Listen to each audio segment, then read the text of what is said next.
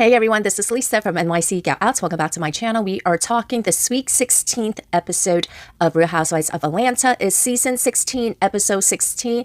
This is the last episode before the season finale. Next week is the season finale, and after watching the whole entire season, now I could understand why they kept all of the Kenya BS in it instead of just cutting it out completely, considering that they suspended her. A lot of people were saying, why would Bravo want to keep any of that in there? But now that the season has basically more or less come to an end, we have the season finale next week. Watching it all back, I'm like, now I know why they kept all the Kenya scenes in, because this was lackluster.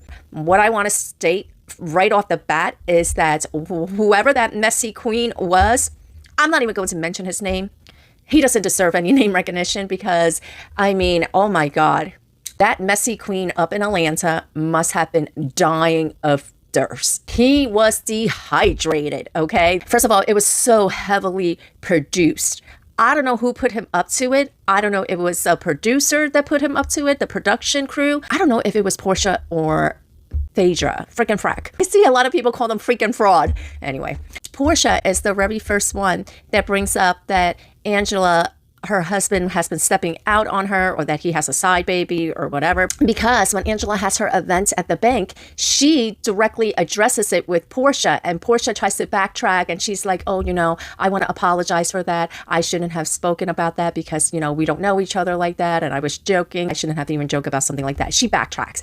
Afterwards, everybody else started, whatever, especially Pistol Eady, but she was the one that brought it up onto our television screen initially. And then Phaedra, she's just a whole lot of mess. Now, they all lie on that show and all the franchises, whatever, but Phaedra, she's like a different type of liar. And she's a lawyer. I mean, we've all heard the memes about lawyers. And Phaedra, though, I mean, all the stuff that she's been doing about her own pregnancy, the timeline of her pregnancy, the whole Candy situation, and she's done messy stuff like this with Portia before. So I definitely think it was those two. But in the preview for the season finale, we see that drama queen again in the season finale. And it looks like Charles Oakley gets in his face because it seems like he's kicking him out. I could be wrong, though, because how would he end up at this event? So the season finale event, the cast event, is the Charles Oakley Foundation. That messy ass drama queen came up to Angela out of nowhere and was just like, oh, can I speak to you in private off camera? Like, no, you might have said that, but you were looking to be on camera. Are you fucking kidding me? You were looking to be on camera. And here's the thing. These events, it was at William and Sonoma, but even though it was Kelly's event, because it was a brand partnership, I'm sure it was open to the public where you could either buy tickets or, maybe it was like some sort of exclusive giveaway or something like that, because that is what happens with brand partnership. A lot of times it's not exclusive to who you could invite. A lot of times it's consumer based. It seemed to be a lot of people at the events. It was a cook-off between Charles and Kelly, and I really liked seeing that. They made waffles. And that was when the messy drama queen came up to Angela and was like, can I talk to you in private? I don't want to say this off in front of the camera. You don't want to say that in front of the camera, but then you went and made this freaking weird ass toast about if your name's Angela and your husband's been cheating on you, raise your glass. Like, what the hell was that? What the hell was that? But we also see an upcoming clip where she confronts him. She and Drew goes to meet this guy, and she basically says to him, like, who put you up to it? Let me tell you, Angela, she's a big girl. I think Angela's like at least 6 feet tall. She's a big girl. She could probably whoop some guy's ass, especially a little drama queen like him. Anyway, her and Drew meets up with this messy guy, messy ass drama queen. And she basically says to him, who put you up to this? He pulls out his phone, had to be like some sort of text message. When she is at Phaedra's event, I feel very strongly that she already had an inkling that, this is a setup. She might not have known specifically all the details up to that point, but she's well aware of the fact that, no, this man didn't just come out of nowhere. I'm very convinced that she knew what was up by the time of Phaedra's fashion show.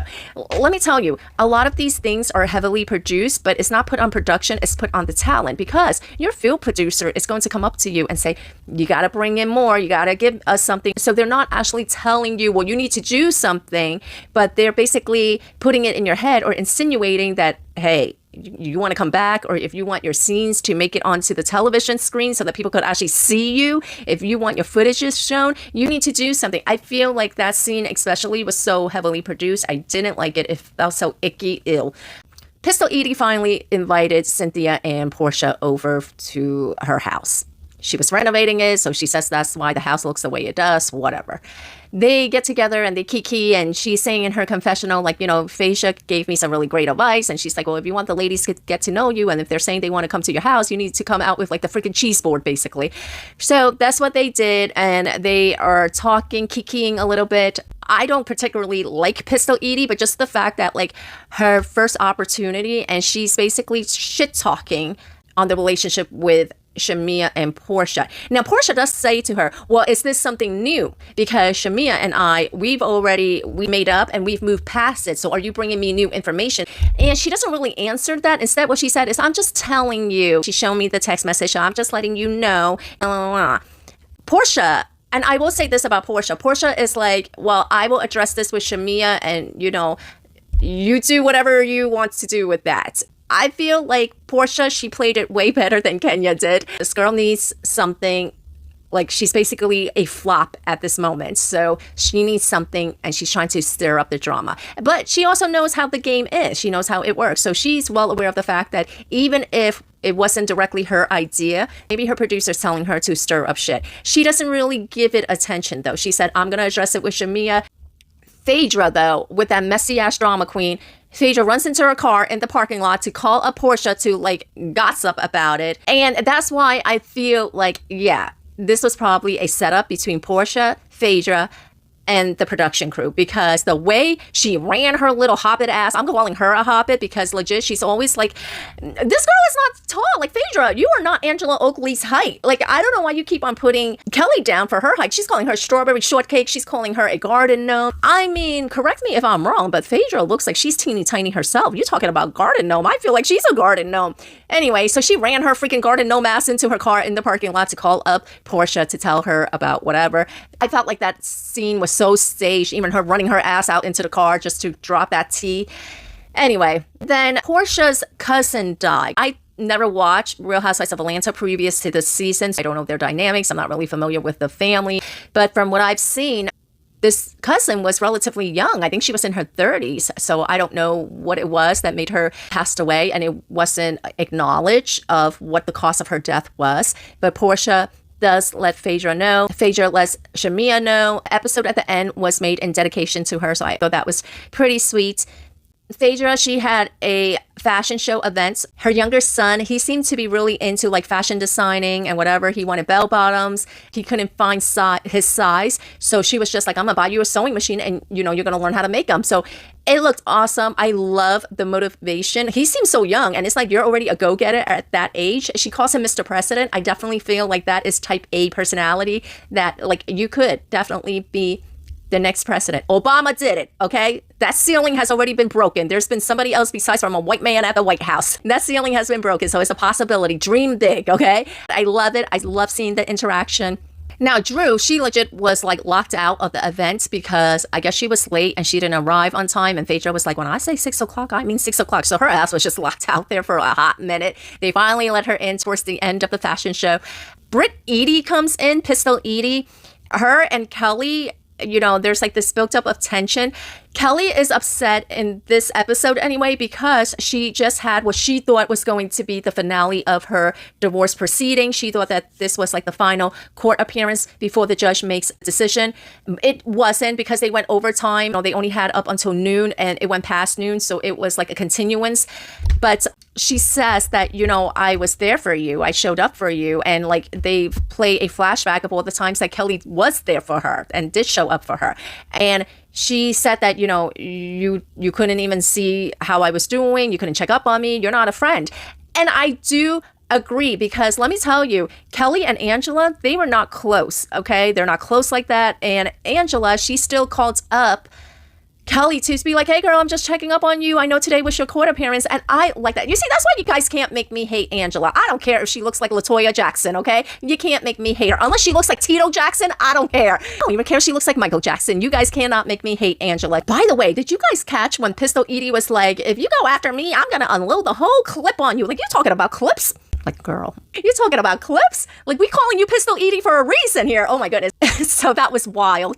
But they're going back and forth. Kelli is upset. Shamia goes over there to tell Pistol Eady that, like, you know, this was like an important day for her. You weren't there for her. You didn't show up for her. And she's saying, well, you know, I'm already feeling a certain way. So blah, blah, blah, blah. She tells Cynthia and Portia that it's because of her glam squad, the stylist, the hair person, the makeup person, the freaking photographer, videographer. Like, Kelli has a whole team. And I guess Brit Eady doesn't have anybody, so, you know, she was like loaning her team. And I get that, because if you're going to be on television, even something like reality TV, you're trying to present this lifestyle. This isn't Here Comes Honey Boo Boo, where you're living in a trailer park. Real Housewives franchises, they're trying to present this uber luxurious lifestyle. And so then you have to be that girl, right? And that girl comes with the team, and she didn't have anybody. So Kelli in her confessional is like, but if you need, you know, my whole entire team, then you're really not that girl. And she isn't. She isn't. I mean, everybody at this point knows that Pistol Eady is fronting a lifestyle. That's why she's slapping that $20 million lawsuit on Bravo.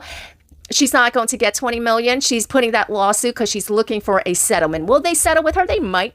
They might. She'll be very lucky if they give her $100,000, $500,000. But that girl is not getting $20 million. I don't even think she's getting $1 million. I legit don't even think she's getting $1 million. She's a one season cast member. She doesn't have a name for herself. She's not a fan favorite. Mia on her Instagram, she like was replying to a couple of comments that were under her page. And one of them was like, oh, well, what about, you know, what Kelli said about Brit Eady being a pill popper? And Shamia says something like, well, she was popping pills in Grenada in front of all of us. So ooh, you doing that kind of stuff? Oh my goodness. I mean, she's lucky she didn't get arrested. It wasn't something that landed her in trouble. Now, I don't know if any of this is true or not, but Kelli called her out on it, and then Shamia is like confirming it on the World Wide Web. So take it for what it is. Pistol Eady was like, well, what about those abortions you got when you were pregnant? But see, I don't see how talking about somebody's abortion is like if I'm calling you a pill popper, I'm basically saying you're a drug addict. So but I don't understand what the insult of her bringing up Kelli's abortion, whether she had one or not. Like, is she trying to shame her for having an abortion? Because again, if you're saying like, oh, well, you're a pill popper, that's like the insinuation is you're a crackhead, you're a drug addict, you're, you know, whatever. But like, I don't get what the insinuation or the insult for calling out somebody's abortion is. I don't know. It don't make sense, because like legit Brit Eady, Pistol Eady, she cannot read. You know, this is like the type of insult. You know who she reminds me of? And I've said this previously. She reminds me of Monica Garcia, that one season wonder over there in Salt Lake City, because Monica Garcia was the same way. She also couldn't read. Her comebacks, her replies, her insults would be like, you're ugly, you're old, you're wrinkled. But like, that's not a read, because that's like, you go into any playground, that's like, so like, that's the shit that like little 5-year-olds say to each other. They're like, you're ugly, you look stupid, you're so ugly, you look stupid. That's like, you go on to any playground, that's like how they insult each other. And Brit Eady, she kind of reminds me of that, because like, I don't understand what really is going on. You know, there's videos of you out there. What you saying it's not you though, so I don't even know what the hell, like, the girl's a train wreck. She's legit a train wreck. Kelli called her a pill popper, but Pistol Eady, in my opinion, she was pushing it, because she came in, she said, hi, Kelli. And then Kelli legit like ignore her, wouldn't acknowledge her. And she was the one that kept pressing it. And then she says, you know what this is about? Okay, this is about in Nashville. You know, she didn't like that I looked better than her, but you know, she was the one that was wanting me to be a sidekick. And then she called her a hobbit. She legit ignored her. Now, Kelli, I mean, was that immature of her? Yeah, but you know what? And you can't handle somebody ignoring you. Like, correct me if I'm wrong, but from my perspective of it, watching that whole scene, she was ignoring Eady. And then Eady was the one that was like, well, let me tell you what this is all about, to the whole entire group and to the whole entire universe. She's like, this is about in Nashville. She's feeling a certain way because she didn't like it that I look better than her. And, you know, she wanted me to be a sidekick. It was her idea. But they also had like a little back and forth. But again, I didn't feel like Kelli started it. She might have ignored her, but you're allowed to ignore someone, right? Like, I don't need to interact with you. So she ignored her, but then there was like this back and forth where she's like, oh, you're being passive aggressive. I think that's like her new favorite word, because I am sick and tired of hearing that fucking passive aggressive shit from her. Everybody's passive aggressive except for her, except for Pistol Eady. Pistol Eady, she's never aggressive. It's never her fault. Everybody is out to get her. Like, she had a problem with Kenya because she was feeling a certain way. Like, maybe it's all in her head. I don't know. Somebody needs to put that, like, the Lulu song from Drew. This was like such a flop casting choice. Like, how is that even an insult? That's not an insult. That's just you, like, airing dirty laundry. That's like, are you going to tell the ladies when her period is due? Like, are you have her menstrual cycle on track? Like, anyway, that's why I'm just like, yeah, this girl's a fucking mess. She's just a train wreck. She's a mess. I didn't understand any of that bullshit. Her confessional, Kelly's like, my body, my choice. And absolutely, her body, her choice. She doesn't even need to explain it any further. But she does follow up with, you know, and I had my tubes tied after my twins. Like, girl, you didn't even need to tell us that part. Phaedra, she's like, ooh, abortion's illegal under Trump. I don't think you're even allowed to be on birth control anymore.